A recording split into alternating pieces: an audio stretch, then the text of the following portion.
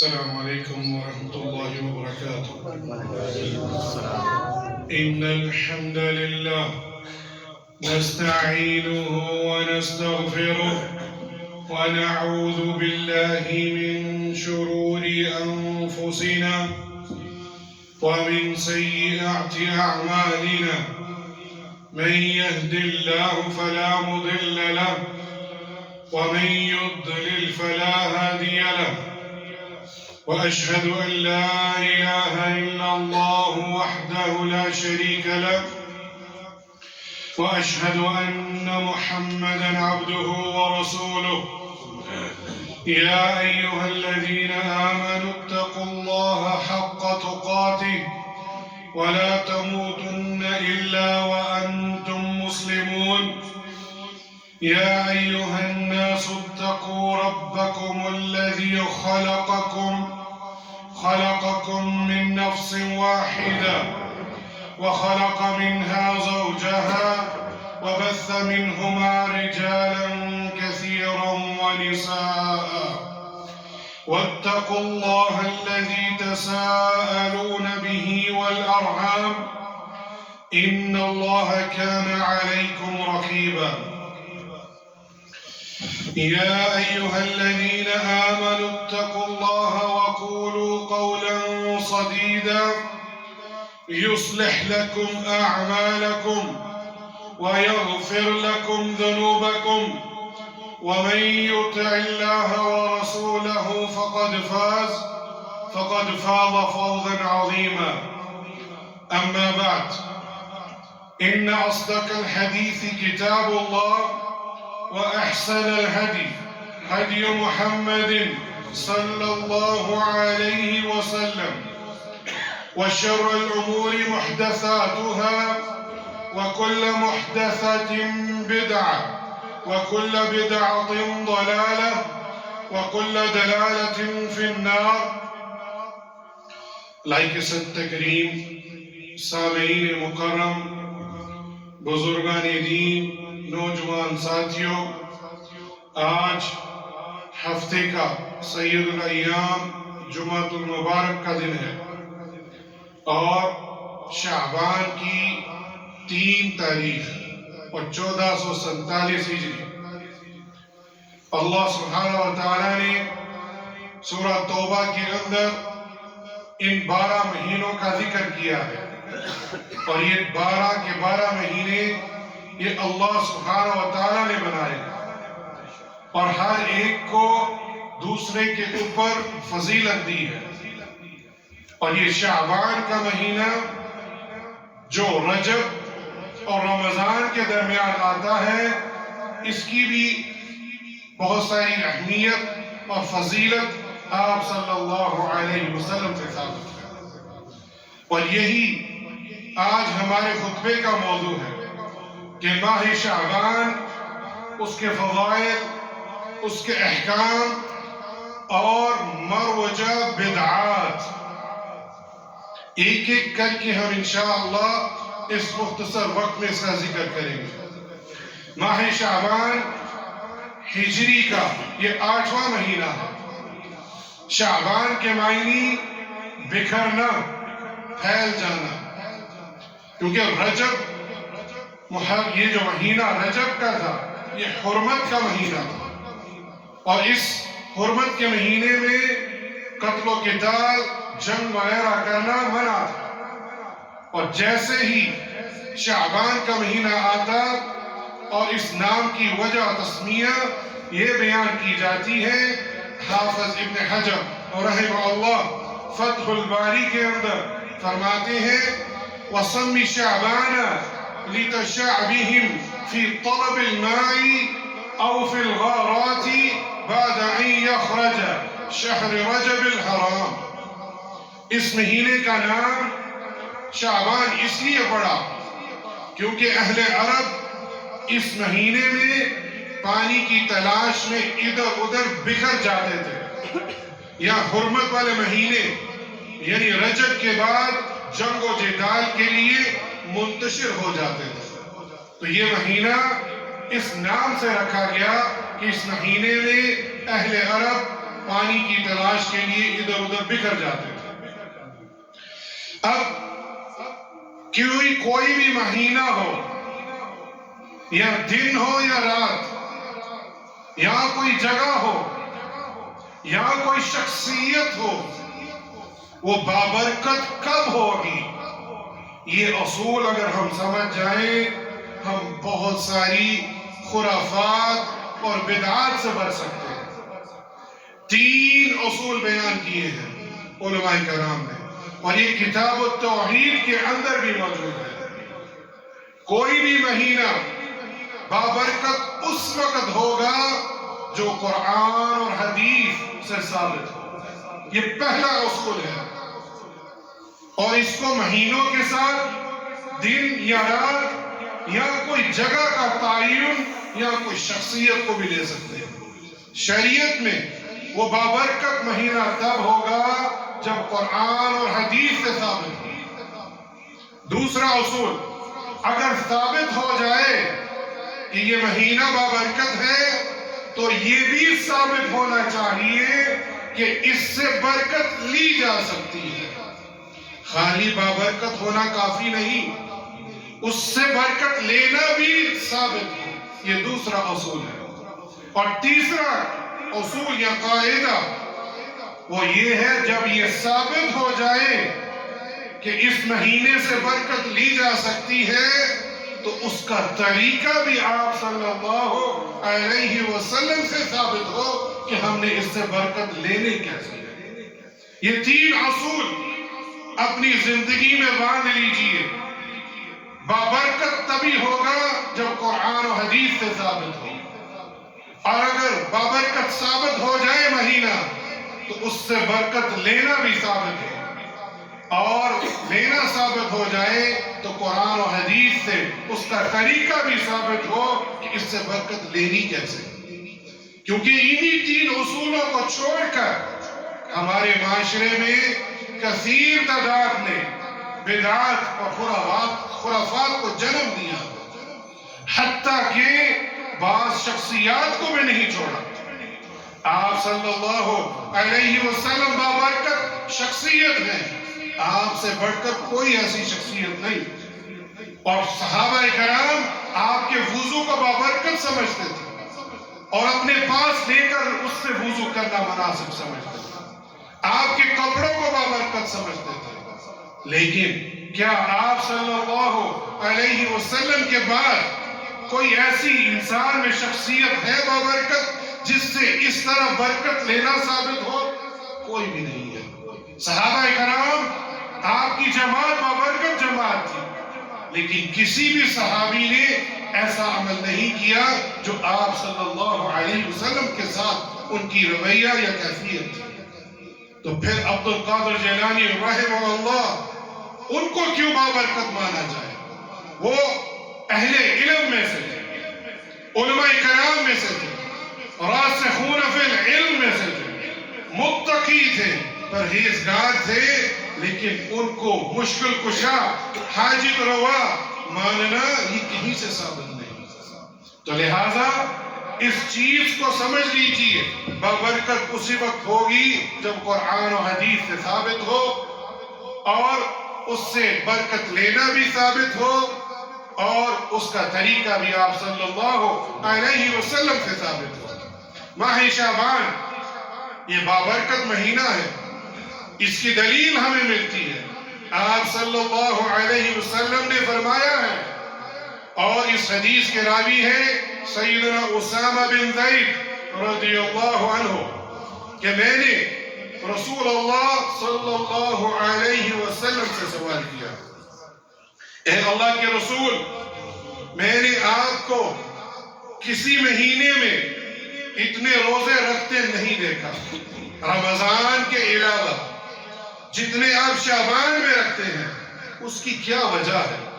صحابہ کرام سوال کرتے تھے اپنی اصلاح کے لیے، اپنا محاسبہ کرنے کے لیے، اور یہی ہمارا طرز عمل ہونا چاہیے۔ تو آپ صلی اللہ علیہ وسلم نے فرمایا، ذَلِكَ شَهْرٌ يَغْفُلُ النَّاسُ عَنْهُ بَيْنَ رَجَبٍ وَرَمَضَانٍ، یہ وہ مہینہ ہے جو رجب اور رمضان المبارک کے درمیان میں آتا ہے، اور اس مہینے میں لوگ غفلت برتتے ہیں۔ اللہ اکبر، یہ انسان غفلت برتا ہے اس مہینے میں۔ وَهُوَ شَهْرٌ، یہ وہ مہینہ ہے تُرْفَعُ فِيهِ الْأَعْمَالِ إِلَىٰ رَبِّ الْعَالَمِينَ، یہ وہ مہینہ ہے جس مہینے میں انسانوں کے اعمال اللہ سبحانہ وتعالی رب العالمین کو پیش کیے جاتے ہیں۔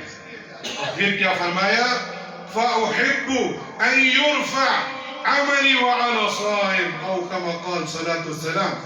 سنن النسائی کی یہ حدیث صحیح سند کے ساتھ موجود ہے کہ میں چاہتا ہوں کہ جب میرے اعمال پیش کیے جائیں تو میں روزے کی حالت میں ہوں۔ اللہ اکبر، یہاں ایک غفلت برتنا، اور یہ ہم دیکھتے ہیں اس مہینے میں کوئی ایسا اہتمام نہیں کیا جاتا، لوگ غفلت برتتے ہیں۔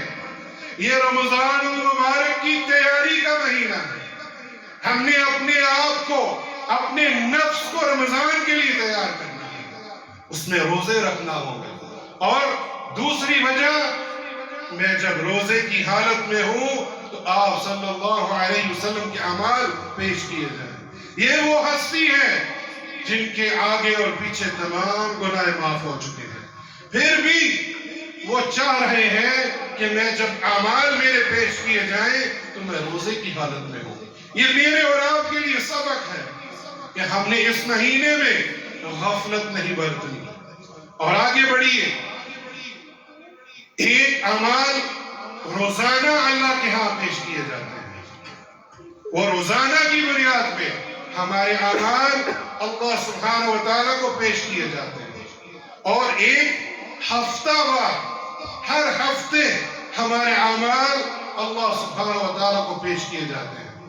اور تیسرا، سال میں ایک مہینہ جو شعبان کا مہینہ ہے، روزانہ کی بنیاد پر جو اعمال پیش کیے جاتے ہیں وہ متفق علیہ حدیث ہے، امام بخاری اور امام مسلم اپنی صحیحین میں لے کر آئے ہیں کہ اللہ سبحانہ وتعالی فجر کے وقت اور عصر کے وقت، فجر کی نماز اور عصر کی نماز کے وقت، یہ ملائکہ ان کی ڈیوٹی چینج ہوتی ہے، یہ تبدیل کیے جاتے ہیں، اللہ کے حکم سے یہ نازل ہوتے ہیں، اور اللہ سبحانہ وتعالیٰ کو علم ہے اس کا بندہ اس وقت کیا کر رہا ہے، پھر بھی اپنے ملائکہ مکرم فرشتوں سے سوال کرتے ہیں، کیف ترکت عبادی، جب تم میرے بندے کو چھوڑ کر آئے تھے تو وہ کیسی حالت میں تھا؟ تو ملائکہ وہ کبھی جھوٹ نہیں بولتے، وہی کام کرتے ہیں جو اللہ سبحانہ وتعالیٰ نے ان کو مأمور کیا ہے، اور فرماتے ہیں ترکتکم، جب ہم انہیں چھوڑ کے آئے وہ نماز پڑھ رہے تھے۔ اللہ اکبر، وآتیناہم وہم یصلون، اور جب ہم ان کے پاس ملے تو وہ نماز پڑھ رہے تھے۔ کیا معنی ہوا؟ جو فجر کے وقت فرشتے تھے جب وہ اللہ کے ہاں جاتے ہیں وہ فرماتے ہیں ترکتہم فی الصلاۃ، کہ ہم جب چھوڑ کر آئے وہ نماز میں موجود تھے، مشغول تھے فجر کی نماز میں، اور جب ان کی ڈیوٹی بدل کے عصر میں آتی تو پھر فرماتے جب ہم انہیں ملے وَآتَيْنَاهُمْ وَهُمْ يُصَلُّونَ، تو جب ہم انہیں ملے تو وہ نماز پڑھ رہے تھے۔ تو یہاں یہ لمحہ فکریہ ہے، کیا ہم 5 وقت نماز پڑھتے ہیں؟ اور بالخصوص جو نماز نہیں پڑھتے ان کے اعمال کیسے پیش کیے جائیں گے؟ وہ فرشتے کیا فرما رہے ہوں گے کہ ہم چھوڑ کے آئے وَهُمْ نَائِمُونَ، اور وہ سو رہے تھے، وَالْعِيَاذُ بِاللَّهِ مِنْ ذَلِكَ۔ اور پھر ہفتے میں 2 بار اللہ کے ہاں اعمال پیش کیے جاتے ہیں، اور وہ بھی آپ صلی اللہ علیہ وسلم نے روزے کی حالت میں اس دن روزہ رکھ کر، نفلی روزہ رکھ کر بیان کیا۔ ایک صحابی نے پوچھا آپ جمعرات اور سوموار کا روزہ کیوں رکھتے ہیں؟ اور فرمایا سوموار کو یہ میری پیدائش کا دن ہے، اور جمعرات اور سوموار کو اللہ کے ہاں اعمال پیش کیے جاتے ہیں، اور میں چاہتا ہوں کہ میرے اعمال پیش کیے جائیں تو میں روزے کی حالت میں ہوں. اللہ اکبر. یہ آپ صلی اللہ علیہ وسلم کا طریقہ تھا. لیکن ہم نے اسی طریقے کو چھوڑ کر خرافات اور بدعات کو جنم دے دیا.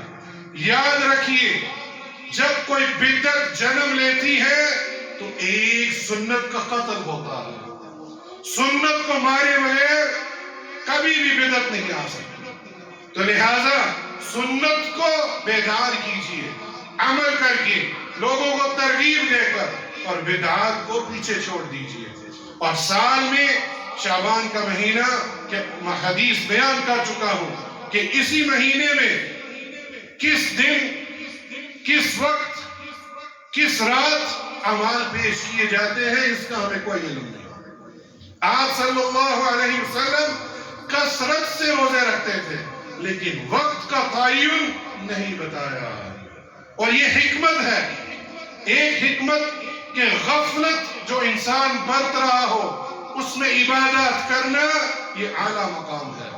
اور دوسری حکمت کہ اللہ کے ہاں اعمال پیش کیے جاتے ہیں تو وہ شخص ہر وقت کوشش کرتا ہے کہ میں روزے رکھوں.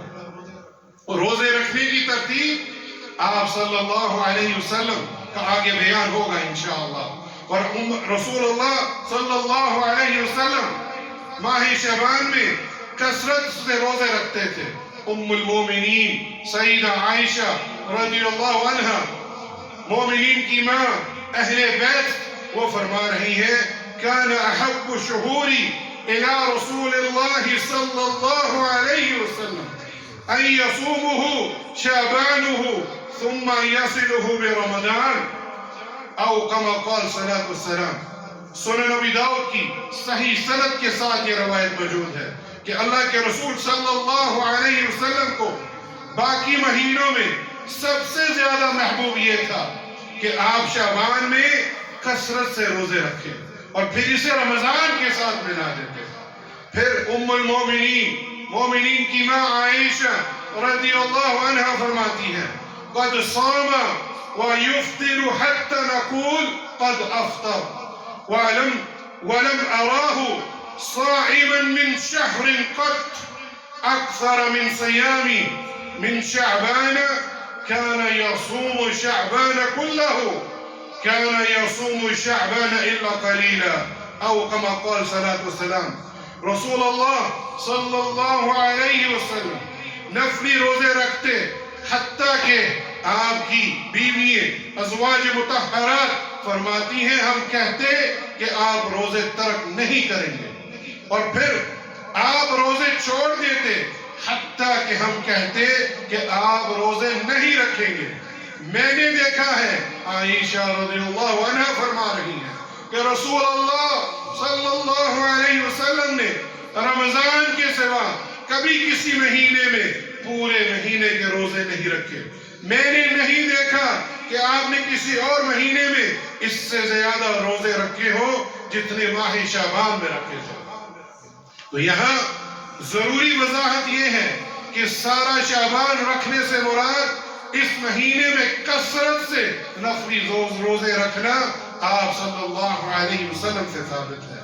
اور یہاں تو آپ یکم شعبان سے لے کر 15 شعبان مسلسل روزے رکھ لیجئے، یا ایام البید 13، 14 اور 15 کا روزہ رکھ لیجئے، یا ایک دن روزہ رکھ کے دوسرے دن چھوڑ کر داؤد کی طرح علیہ السلام کی طرح روزہ رکھ لیجئے، یا یہ اہتمام کر لیجئے کہ ہر سوموار اور جمعرات کو روزہ رکھ لیجئے. کم سے کم اس کا اہتمام ضرور کیجئے. کیوں؟ ایک دن نفلی روزہ، اللہ اکبر، فرض روزے کی بارے میں ہمیں کوئی علم نہیں ہے، اس کا اجر اللہ سبحانہ و تعالیٰ نے اپنے ہاں رکھا ہے. لیکن نفل روزے کا، نفلی روزے رکھنے کا جو اجر ہے وہ ہمیں بیان ہوا ہے. اگر کوئی شخص ایک نفلی روزہ رکھتا ہے اور خالصاً اللہ کے لیے، اور طریقہ آپ صلی اللہ علیہ وسلم کے مطابق وہ دن اختیار کرے، سوموار کا، جمعرات کا، ایام البید کا، تو اس کو 70 سال جہنم کی آگ سے دور کر دیا جاتا ہے۔ یہ ایک دن نفلی روزے رکھنے کا ثواب ہے، کیا خیال ہے جو فرض روزے رکھے گا۔ اس کے ساتھ شعبان میں تیاری کرنی ہے رمضان کی، تو اس کے لیے ہمیں قیام اللیل کا بھی اہتمام کرنا ہوگا۔ قیام اللیل فرض نماز کے بعد اگر کوئی نماز جس کا اجر سب سے زیادہ ہے وہ تہجد کی نماز ہے، اور آپ صلی اللہ علیہ وسلم نے اس کا اپنی زندگی میں اہتمام کیا ہے۔ اور سیدنا عبداللہ بن سلام رضی اللہ عنہ بیان کرتے ہیں کہ اللہ کے رسول صلی اللہ علیہ وسلم نے فرمایا، اگر تم رات کو نماز پڑھو وَصَلُّوا بِاللَّيْلِ وَالنَّاسُ بِالنِّيَامِ تَدْخُلُوا الْجَنَّةَ بِالسَّلَامِ، اگر تم رات کو نماز پڑھو ایسا کرو گے تو تم سلامتی کے ساتھ جنت میں داخل کر دیے جاؤ گے۔ اللہ اکبر۔ سنن الترمذی کے اندر صحیح سند کے ساتھ یہ حدیث موجود ہے۔ سلامتی سے مراد شارحین لکھتے ہیں یا تو اس کو عذاب ہی نہیں ہوگا، یا اس کا کوئی سوال ہی نہیں ہوگا، اسے بغیر حساب ولا عذاب جنت میں داخل کر دیا جائے گا، واللہ عالم۔ لیکن جائے گا ضرور بسلامتی کے ساتھ۔ تو یہاں تہجد کا اہتمام کیجئے۔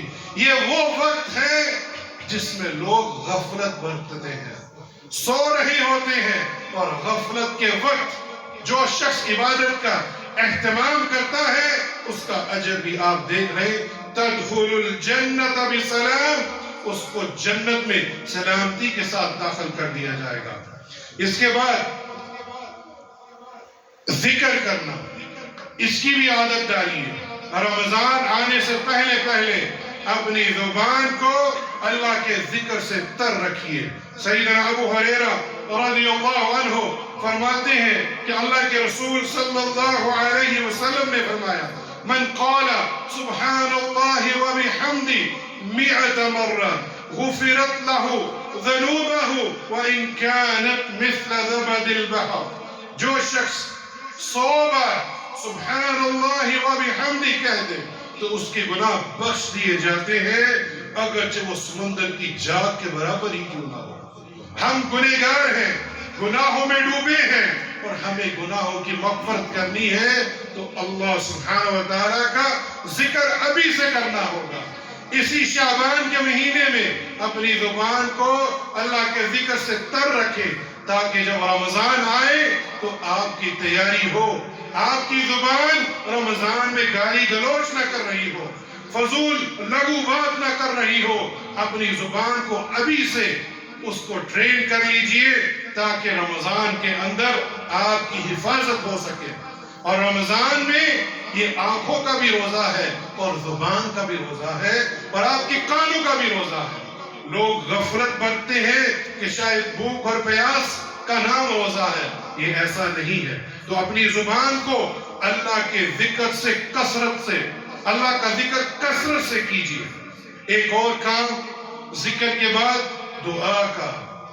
بہت سارے لوگ اللہ سے نہیں مانگتے اور غیر الہ سے مانگتے ہیں، والعیاذ باللہ من ذلک۔ الدعاء هو العبادہ، دعا عبادت ہے، آپ صلی اللہ علیہ وسلم نے فرمایا۔ لیکن ہمارا معمول اللہ سے نہیں مانگنا اور غیر الہ سے مانگنا، اور اپنے آپ کو اللہ کی طرف لوٹیے۔ کوئی بھی تکلیف، کوئی بھی پریشانی، کوئی بھی حاجت، یا یہاں تک کہ رزق کی بھی تنگی ہو تو اللہ سبحانہ وتعالیٰ سے مانگے۔ اللہ سبحانہ وتعالیٰ نے اپنی کتاب المبین میں اور اپنے کلام مبارک میں سورۃ الغافر کے اندر ارشاد فرمایا ہے، وَقَالَ رَبُّكُمُ ادْعُونِي أَسْتَجِبْ لَكُمْ، اور تمہارا پروردگار فرماتا ہے مجھ سے دعا مانگو میں تمہاری دعا قبول کروں گا۔ تو اپنا اہتمام کیجئے دعاؤں کا بھی، تاکہ ہم رمضان میں بھی اپنے رب العالمین سے مانگ سکیں۔ شعبان میں کثرت سے استغفار کو اپنا شعبہ بنا لیجئے، یہ وظیفہ ہے۔ اگر کسی شخص کو کوئی پریشانی ہے، رزق کی تنگی ہے، اولاد کی تنگی ہے، تو اسے چاہیے کہ کثرت سے استغفار کرے۔ اللہ سبحانہ و تعالیٰ نے سورہ نوح کے اندر ارشاد فرمایا ہے کہ تم استغفار کرو، میں تمہیں ہر چیز عطا فرماؤں گا، رزق بھی دوں گا، بنین بیٹے بھی دوں گا، اور تمہاری کھیت کو بھی لہلہا دوں گا۔ اور ایک اور حدیث سیدہ عائشہ رضی اللہ عنہا سے مروی ہے، طوبیٰ لمن وجد فی الصحیفۃ استغفار کثیرا، او کما قال صلی اللہ علیہ وسلم، بشارت ہے، خوشخبری ہے اس شخص کے لیے جس کے نامہ اعمال میں کثرت سے استغفار پایا جائے گا۔ اللہ اکبر۔ ہمارے نامہ اعمال میں جو فرشتے لکھ رہے ہیں، اگر کثرت سے استغفار ہوگا تو ہمارے لیے یہ خوشخبری ہے، ہمیں بشارت دی گئی ہے، اور یہ صحیح شعب الایمان کے اندر یہ حدیث موجود ہے۔ اور صحابہ کرام یہاں قرآن کا اہتمام کیا کرتے تھے۔ شعبان کو شہر القرآن، شہر القرآن کے نام سے پکارتے تھے۔ چنانچہ سلمہ بن کہیر رحمہ اللہ فرماتے ہیں کان یقال شہر شعبان شہر القرآن، کہ ماہ شعبان قاریوں کا مہینہ ہے۔ اسی طرح امام حبیب بن ابی ثابت رحمہ اللہ فرماتے ہیں ھذا شہر القرآن، شعبان قرآن کرام کا مہینہ ہے۔ امام عمر بن قیس الملعی رحمہ اللہ فرماتے ہیں اذا دخل شعبان اغلق حدوده وتفرغ لقراءة القرآن، جب شعبان کا مہینہ آتا تو عمر بن قیس رحمہ اللہ اپنی دکان کو بند کر دیتے اور قرآن کریم کی تلاوت میں مشغول ہو جاتے۔ تو آئیے اس مہینے میں اپنے آپ کو اللہ کے ذکر، دعا، استغفار اور صیام اور قرآن کریم کے ساتھ جوڑ لیجئے۔ اقول ما تسمعون واستغفر اللہ لی ولکم ومن كل ذنب فاستغفروه انه هو الغفور الرحیم۔ الحمد للہ والصلاة والسلام علی رسول اللہ، اما بعد۔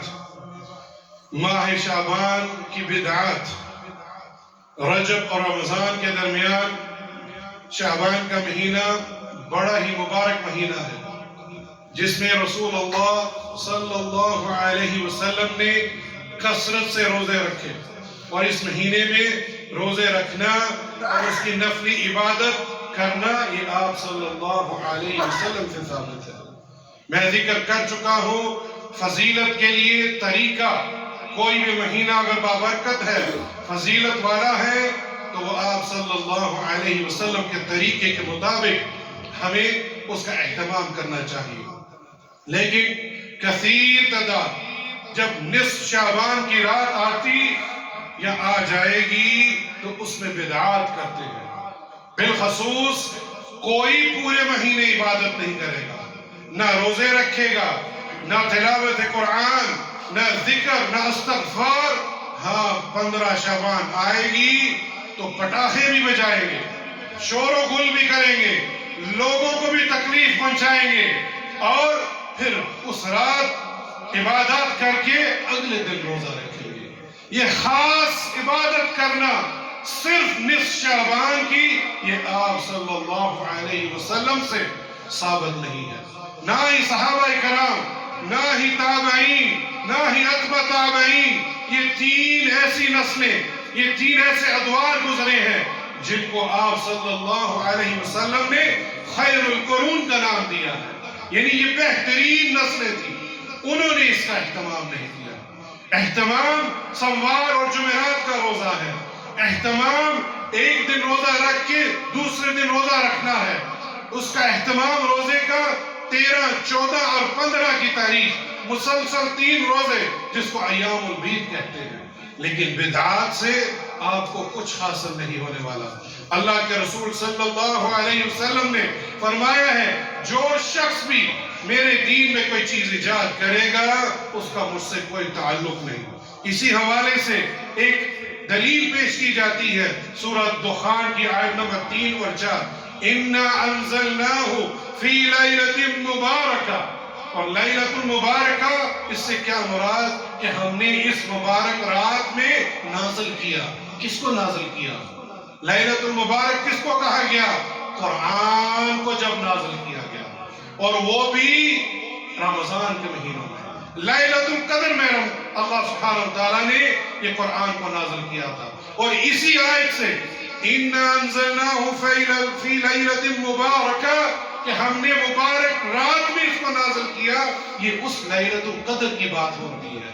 لیکن یہودیوں کی طرح جو مروڑ مروڑ کے آیات پڑھتے ہیں اور جو تورات میں معنی نہیں ہوتا تھا اپنی طرف سے گڑھ کے اللہ کی طرف منسوب کرتے تھے. یہ یہودیوں کا، یہ ان کی صفت تھی. جا کے پڑھ لیجئے سورہ آل عمران کی آیت نمبر 78، 79 اور 80، اس کے اندر یہ ذکر موجود ہے. اور آج نام نہاد لوگوں نے انہی آیات کو جس کا تعلق لیلۃ القدر سے تھا اس کو مروڑ کے اپنا معنی گڑھ کے اللہ کی طرف منسوب کر دیا، والعیاذ باللہ من ذالک، اور 15ویں شعبان کو مبارک رات کہہ دیا. تو لہٰذا یہ میں آپ سے گزارش کروں گا، اس شخص کی جو بدعتی ہے اس کے نام اعمال کو اللہ سبحانہ وتعالیٰ نہیں دیکھیں گے. جو لڑائی جھگڑا کرنے والا ہے اور بدعتی شخص، اس کے نام اعمال کو اللہ سبحانہ وتعالیٰ پیچھے چھوڑ دیتے ہیں. تو لہٰذا اب ان بدعات کو چھوڑ کر وہ طریقہ اپنائیے جو آپ صلی اللہ علیہ وسلم کا طریقہ تھا. وہ بہترین طریقہ ہے کیونکہ آپ سب سے زیادہ متقی اور پرہیزگار تھے. اللہ سبحانہ وتعالی ہمیں اس ماہ میں صحیح طریقے سے آپ صلی اللہ علیہ وسلم کے طریقے مطابق عبادت کرنے کی توفیق عطا فرمائے. ان اللہ وملائکتہ یصلون علی النبی یا ایھا الذین آمنوا صلوا علیہ وسلموا تسلیما. اللهم صل على محمد وعلى آل محمد كما صليت على إبراهيم وعلى آل إبراهيم إنك حميد مجيد. اللهم بارك على محمد وعلى آل محمد كما باركت على إبراهيم وعلى آل إبراهيم إنك حميد مجيد. جو باتیں کہی ہیں سب سے پہلے مجھے اور پھر آپ سب کو اس پر عمل کرنے کی توفیق عطا فرما. جن کے والدین وفات پا چکے ہیں یا اللہ ان کی قبروں کو جنت کا باغ بنا دے، اور جن کے والدین حیات ہیں یا اللہ ان کو ایمان والی صحت والی زندگی عطا فرما، اور ان کے بچوں کو ان کی خدمت کرنے کی توفیق عطا فرما. جو پریشان ہیں ان کی پریشانی دور فرما، جو رزق اور اولاد سے پریشان ہیں یا اللہ ان کی رزق میں فراوانی عطا فرما، ان کو نیک اور صالح اولاد عطا فرما. جو بیمار ہیں انہیں شفاء کاملہ اور عاجلہ عطا فرما. ربنا آتنا فی الدنیا حسنہ وفی الآخرۃ حسنہ وقنا عذاب النار. ربنا اغفر لي ولوالدي وللمؤمنين يوم يقوم الحساب. ربنا تقبل منا انك انت السميع العليم وتب علينا انك انت التواب الرحيم. عباد الله ان الله يأمر بالعدل والإحسان وإيتاء ذي القربى وينهى عن الفحشاء والمنكر والبغي يعظكم لعلكم تذكرون. وأقيموا الصلاة.